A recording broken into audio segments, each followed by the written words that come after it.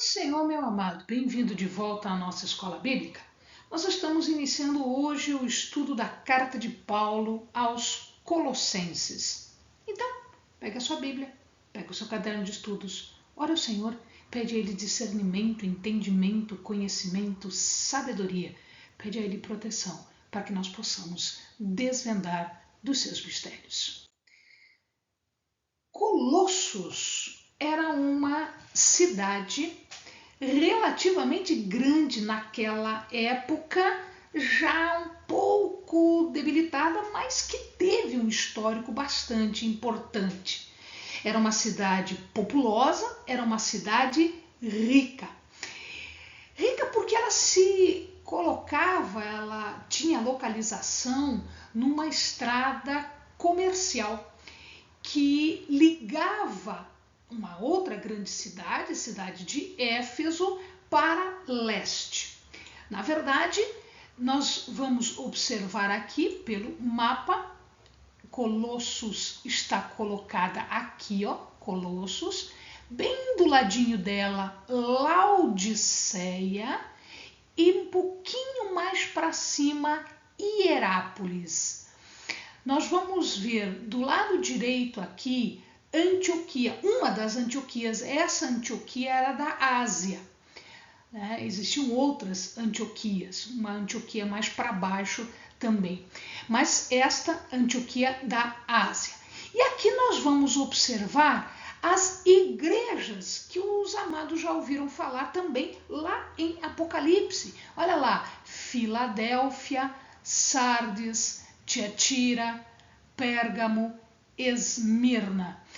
E aqui a grande cidade de Éfeso, por onde Paulo passou e desempenhou seu ministério por um grande tempo.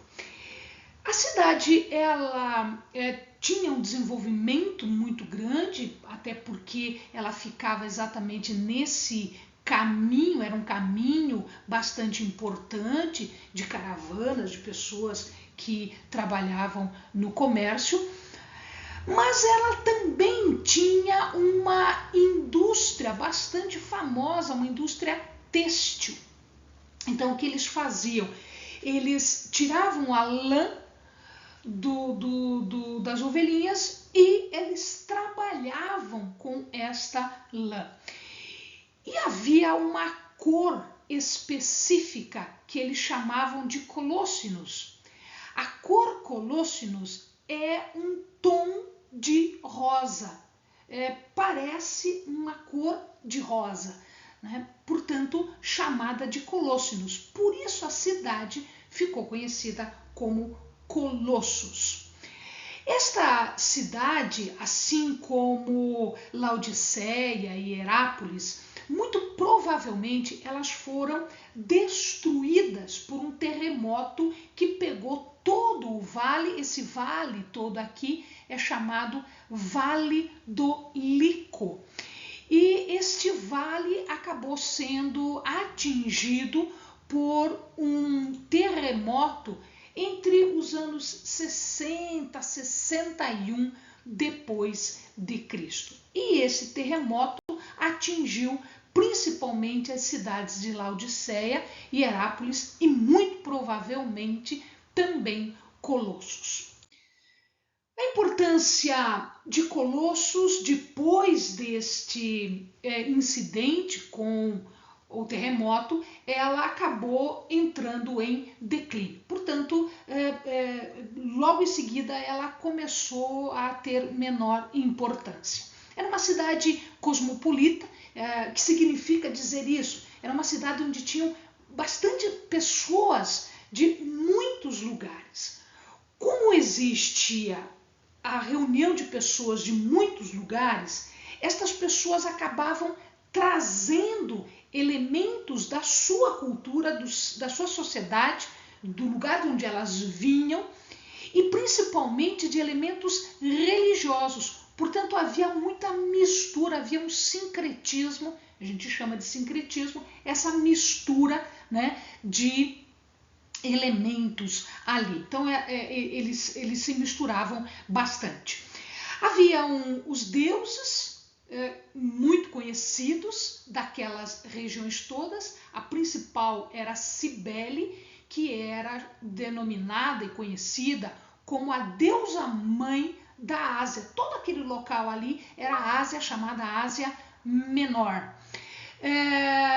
Também existia a deusa Ísis, bastante conhecida no mundo antigo, e um deus chamado Menaceno, também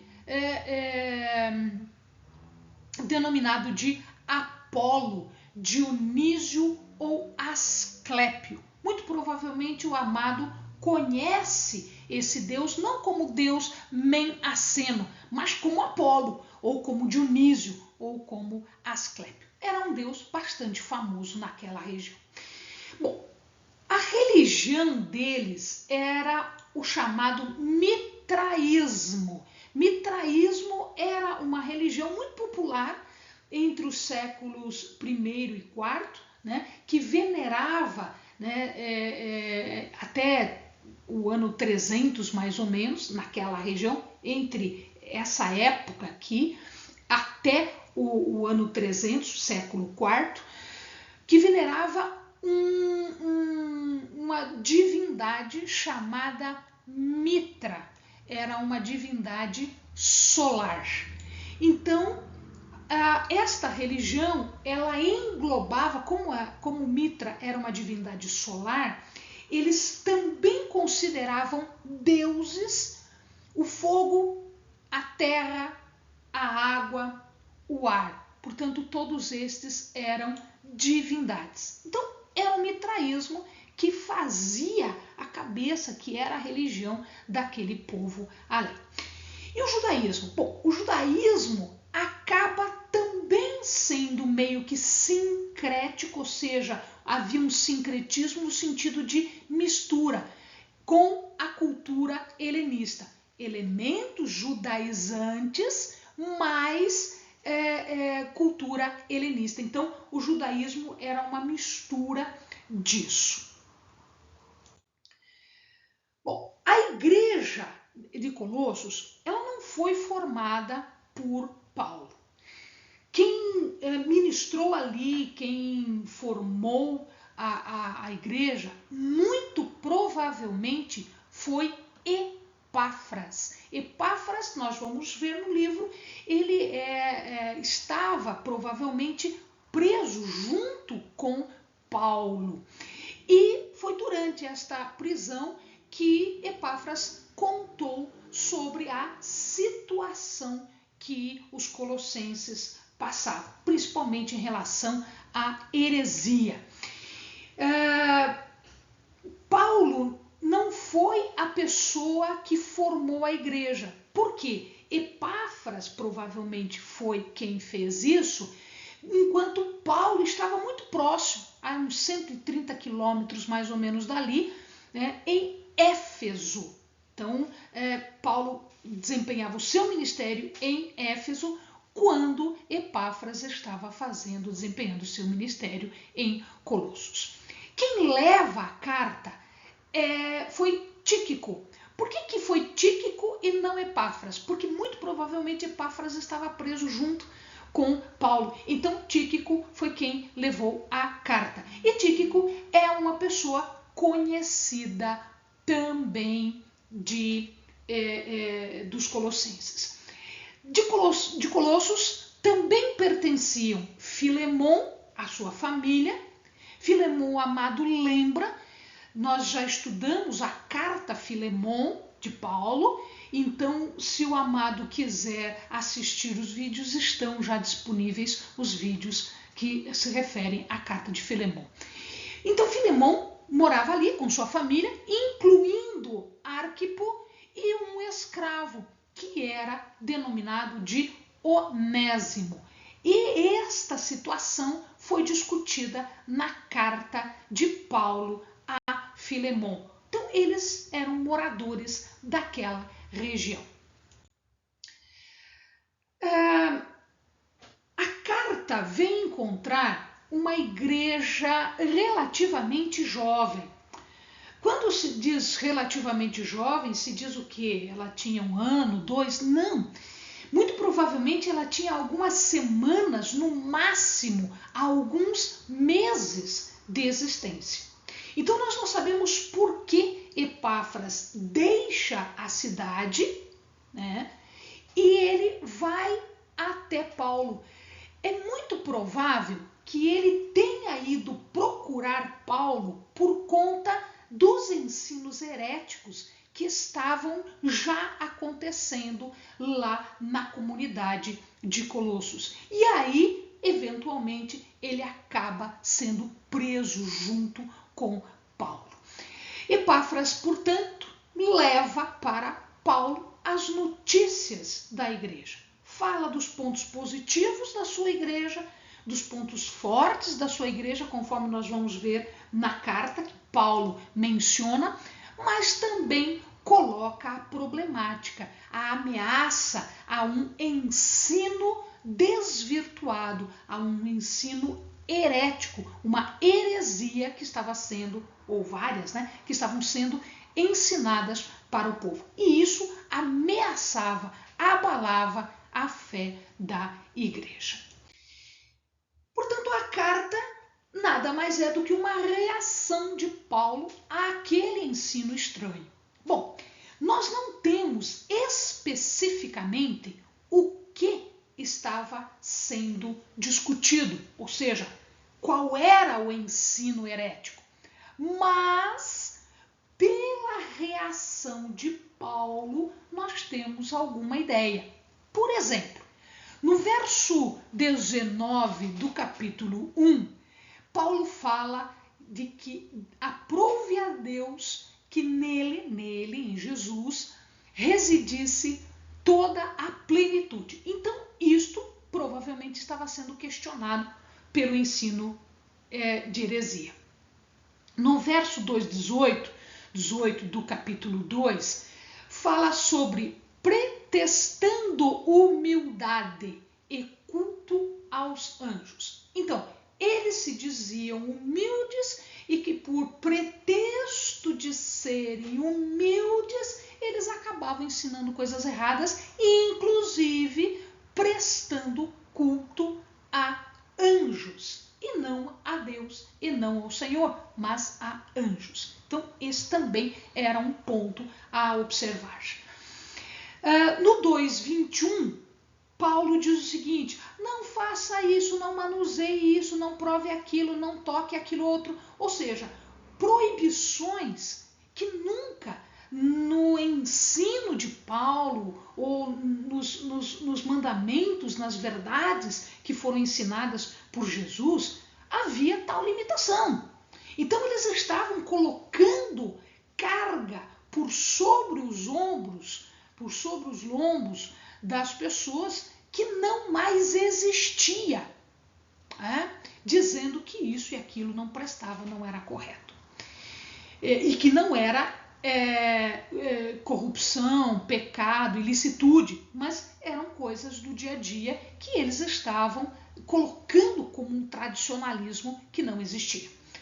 O 2:23 fala de rigor de devoção e auto-humilhação e severidade ao corpo. Então, são aquelas práticas que nós chamamos de ascéticas. Essas práticas ascéticas é exatamente essa automutilação, essa severidade com que o corpo era tratado. Isso não é mais necessário. Por que não é? Porque Jesus já trouxe salvação e perdão pelo seu sacrifício na cruz. Eu não preciso mais me autoflagelar para isso. Eu não preciso mais fazer coisas para ganhar perdão ou ganhar isto ou aquilo. Toda a obra já foi feita na pessoa de Jesus, o Cordeiro Santo que morreu por nós. E ele fala de rudimentos do mundo. Então, levando em consideração estas passagens, nós temos ideia de como eram esses ensinos heréticos, estas heresias que estavam sendo ensinadas ao povo.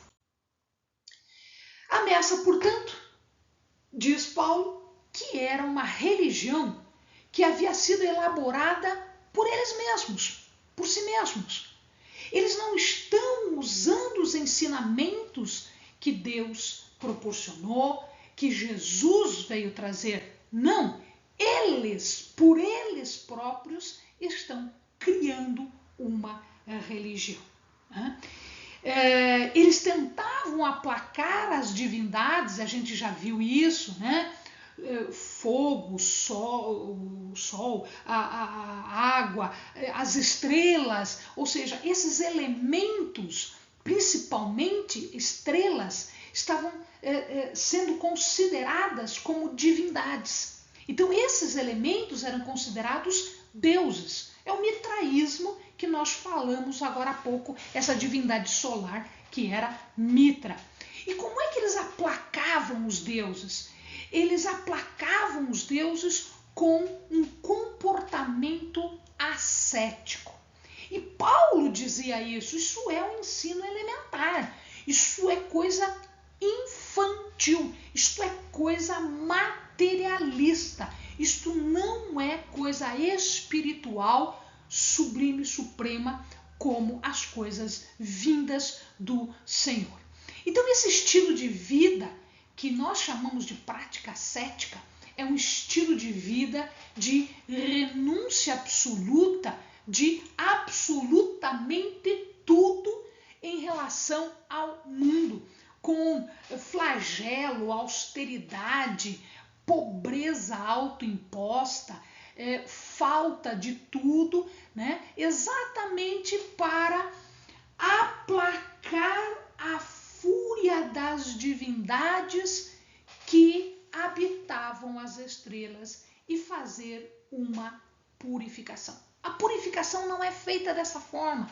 A purificação não é feita com alto flagelo, com bater em si mesmo, com mortificar o corpo desta forma. Não, a purificação é feita de acordo com os mandamentos de Jesus, aqueles mandamentos que foram dados por Deus. A astrologia, o ocultismo, os homens se deixavam levar pela adoração às estrelas. Era uma filosofia grega, uma filosofia que nós chamamos de helenista, porque era grega. Os anjos, seres celestiais, que estavam todos eles associados com estrelas, forças demoníacas, irracionais e que estavam controlando o homem. E, portanto, eles precisavam ser cultuados, precisavam sofrer aí um autoflagelamento para culto dessas divindades estrelares, né? E, evidentemente, o culto aos anjos também. Paulo fala que a plenitude não habita nas estrelas, nos anjos, nas coisas, em algumas pessoas que são diferentes das outras. Não, a plenitude tem uma moradia. A moradia da plenitude é Cristo. Cristo é pleno. Cristo veio plenamente trazer para nós a salvação. E é através dos seus ensinamentos que nós somos purificados. Portanto, Paulo tinha medo de que aqueles habitantes novinhos na fé, de alguns meses na fé, eles caíssem de novo nas garras, nas redes do paganismo, que estava faltando pouco para isso. Então Paulo reage e escreve a carta exatamente para esclarecer as coisas que ele vai começar a apresentar, que Epáfras já tinha dito para o povo, mas que ele passava agora a explicar na carta. Portanto, ele apresenta a verdadeira doutrina. E esta verdadeira doutrina, ela neutraliza todas as afrontas que eles estavam fazendo ao ensino de Cristo na cruz. A salvação, portanto, não é o ascetismo. Não é essa vida que eles estão dizendo, esta forma de aplacar os deuses das estrelas.